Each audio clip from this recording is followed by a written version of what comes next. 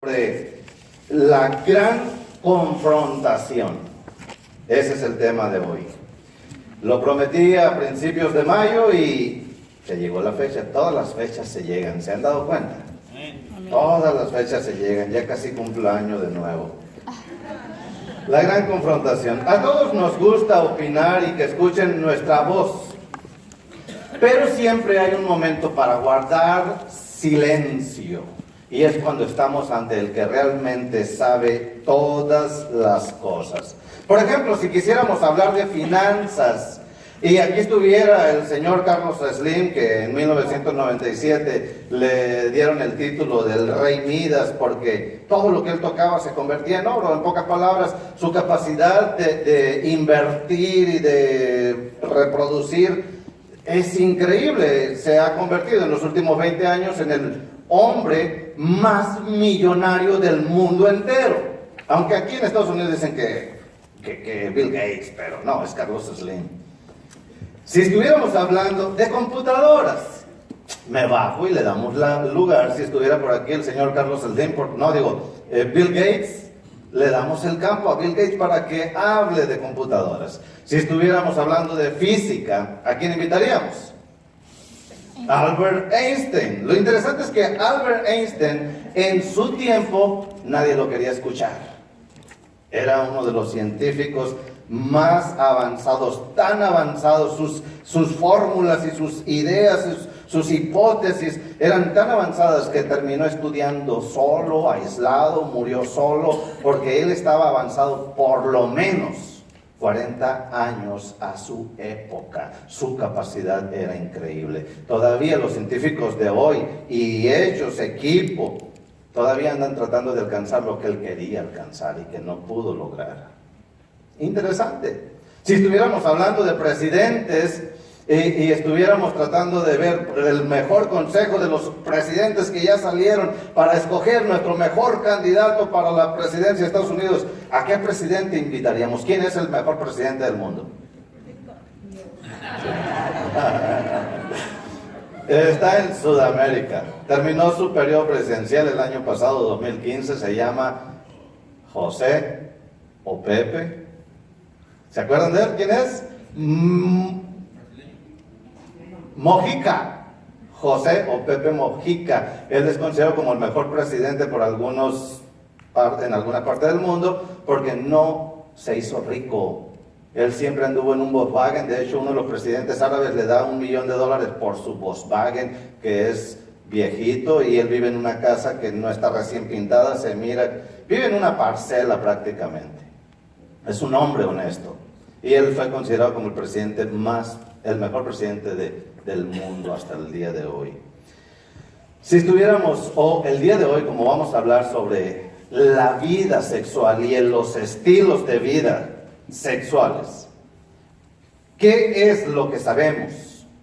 Bueno, durante los últimos 40 años, durante las últimas 4 décadas, hemos tenido maestros como Sigmund Freud, Allen, Hugh Hefner, Howard Stonewall, y esos han sido los maestros que han estado enseñando sobre la vida sexual. Y la pregunta de ellos, ¿cuál es el problema? Tu cuerpo es natural, tú miras, tú respiras, tú comes, tú duermes. Y así como tú duermes y respiras, puedes llevar tu vida sexual como a ti se te antoje. ¿Cuál es el problema? Bueno, es tiempo de escuchar sobre ese tema de la vida sexual a Jesucristo. En capítulo 1 de Apocalipsis, donde nos quedamos la semana pasada, versículo 10 dice: yo estaba en el Espíritu, dice el apóstol Juan, en el día del Señor, y oí detrás de mí una gran voz como de trompeta que decía: yo soy el Alfa y el Omega, el primero y el último. Escribe en un libro de lo que ves y envíalo a las 7 iglesias que están en Asia: a Éfeso, Esmirna, Pérgamo, Tiatira, Sardis, Filadelfia, Laodicea. Jesucristo está hablando aquí en Apocalipsis, pero me voy a adelantar porque el tema lo prometí hace más de un mes. Y nos vamos a Apocalipsis 2, versículo 18, el mensaje de Jesucristo a la iglesia de Tiatira. Y escribe al ángel de la iglesia en Tiatira: Para que tengamos una idea sobre este pueblo, era un pueblo chico que estaba en el camino entre dos ciudades grandes, Éfeso y Pérgamo. Los que iban a Pérgamo tenían que pasar por Tiatira. Por lo tanto, como estaba en el camino, estaba en un lugar muy estratégico. El pueblo se volvió muy comercial. Aquí encontramos a una señora llamada Lidia. En el Nuevo Testamento habla de Lidia, de una señora que vendía seda o algo así, púrpura, vendía telas. Y en una ocasión, cuando el apóstol Pablo estaba predicando la palabra de Dios, Dios abre su corazón y ella recibe la palabra de Dios y su vida es transformada, tan grande que la tenemos en el Nuevo Testamento. Pero en ese pueblo de Tiatira, pequeño, había un gran centro religioso. Y ese centro religioso obviamente no era cristiano, era un centro religioso del mundo donde simple y sencillamente se practicaba la vida espiritual igual que la vida sexual, sin problemas. Ahí la enseñanza era, no hay problema, tú tienes que ser espiritual porque eres espiritual, pero tu vida sexual vívela como a ti se te antoje. Y esa influencia de ese centro se había metido a la iglesia de Tiatira. Y vamos a aprender conforme más vayamos avanzando en el mensaje. ¿De qué se trata? Aquí en Apocalipsis 2, dice, escribe al ángel de la iglesia en Tiatira, el Hijo de Dios, el que tiene ojos como llama de fuego y pies semejantes al bronce bruñido, dice esto. ¿Se acuerdan de los símbolos? Apocalipsis está en abundancia, lleno de símbolos, y vamos a tener que interpretar qué significan esos símbolos, pero la mejor interpretación viene de la misma Biblia. Para empezar, el Hijo de Dios. ¿Quién es el Hijo de Dios? Yo tengo hijos y Dios tiene hijos. La palabra de Dios nos dice, Jesucristo es la imagen del Dios invisible, el primogénito de toda creación, porque en Él fueron creadas todas las cosas, las que hay en los cielos, las que hay en la tierra, visibles e invisibles, tronos, dominios, sean principados, potestades, todo fue creado por medio de Él y para Él, y Él es antes de todas las cosas, y todas las cosas en Él subsisten. Él es Jesucristo. Pero en realidad, ¿qué más podemos saber de Jesucristo? En Colosenses nos dice una porción, pero cuando Jesucristo nos dice aquí en Apocalipsis 2 que sus ojos son como llama de fuego, Jesucristo dice que Él todo lo escudriña, todo lo sabe. Tú y yo, cuando queremos comunicarnos con alguien y saber la verdad, lo primero que hacemos es ver sus ojos. ¿Dónde estabas, chiquito? ¿Dónde estabas? ¿De dónde vienes? Y tratamos, porque los ojos, cuando mienten, los ojos delatan, ¿cierto? ¿Estamos de acuerdo? Esos ojos mentirosos por ahí.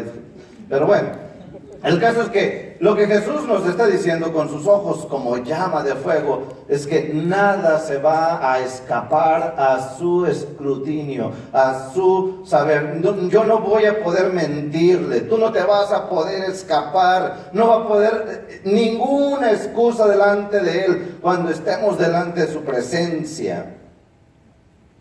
Lo que a mí se me hace muy interesante son los pies de bronce. Porque cuando dice que tiene pies de bronce, como bronce bruñido, así como recién horneado, el bronce brilla con una intensidad, muestra, revela intenso poder. ¿Y cuál es la interpretación de esos pies de bronce? Bueno, se encuentra en 1 Corintios. La Biblia se interpreta con la Biblia, un principio fundamental para entender la palabra de Dios. Versículo 22, capítulo 15 dice de 1 Corintios, porque así como en Adán todos mueren, no tenemos duda de eso, ¿verdad? Todos tenemos el sello de la muerte.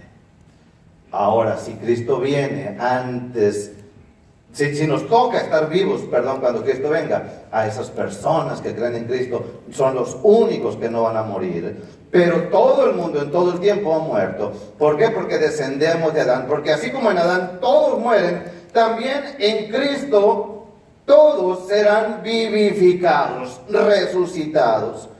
La primera resurrección son los que van al cielo, los que tienen salvación. La segunda resurrección, lo sentimos por ellos. La palabra de Dios dice que bienaventurados los que tienen parte en la primera resurrección. Pero en Cristo todos serán vivificados, porque cada uno en su debido orden. Cristo, las primicias, luego los que son de Cristo. Los que son de Cristo van a participar de la primera resurrección, y ahí es donde el pueblo de Dios dice: amén. Amén.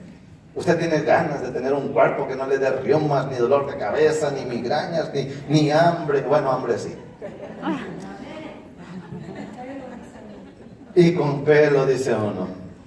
Los que son de Cristo, primero, también en Cristo todos serán vivificados, pero cada uno en su debido orden. Cristo la primicia, luego los que son de Cristo en su venida, luego el fin.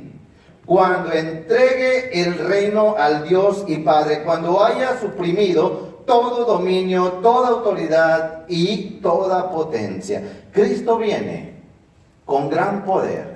Aunque ahorita todavía está la oportunidad, Él es el Cordero de Dios que quita el pecado del mundo. Amén. Cristo ya no viene por segunda vez como Cordero. Él viene, aquí dice, para suprimir todo dominio, toda autoridad y toda potencia, porque es preciso que Él reine hasta que haya puesto a todos sus enemigos debajo de sus pies. Y el último enemigo que será destruido es la muerte. Cristo está diciendo: yo soy el Hijo de Dios, el que tiene ya ojos como llama de fuego, el que tiene pies como bronce y bronce bruñido. Te dice esto, iglesia. Es una advertencia. Para mí es difícil. Yo quiero presentar el mensaje en amor, en compasión, en bondad, pero al mismo tiempo quiero presentar lo serio que es esto. Porque Cristo no viene a jugar. Cristo no viene a decirte: hola, ¿cómo estás? Cristo viene a decirte: quiero que me des cuentas. Y no hay nada que se esconda de mí. Y vengo a suprimir todo dominio, toda autoridad, y hasta que todos mis enemigos sean puestos debajo ¿de qué? De sus pies. Porque es preciso que Él reine hasta que haya puesto a todos sus enemigos debajo de sus pies. Y el postrer enemigo que será destruido es la muerte. Dígame. Amén. Porque la muerte no nos gusta. Ese es el que nos está hablando hoy. Yo entiendo de esto que mi vida, los 80 años o 90 años que yo quiero vivir, son un periodo de tiempo en el que la gracia de Dios me da el tiempo para que yo me arrepienta, para que yo acepte el estilo de vida que Dios me presenta. 1 Corintios 15:25 es peligroso. Yo te recomiendo que te lo aprendas, que lo memorices, que lo medites, porque es preciso que Él reine hasta que haya puesto a todos sus enemigos debajo de sus pies. ¿Y quiénes son esos enemigos? Señor, digo, hermanos, pero yo acepté a Cristo. Yo recibí a Cristo como mi Señor y como mi Salvador. Es más, me bauticé y fui a la iglesia. Aunque hay cosas que no obedezco. Si no obedezco al Señor, yo estoy demostrando que no le pertenezco al Señor Jesucristo.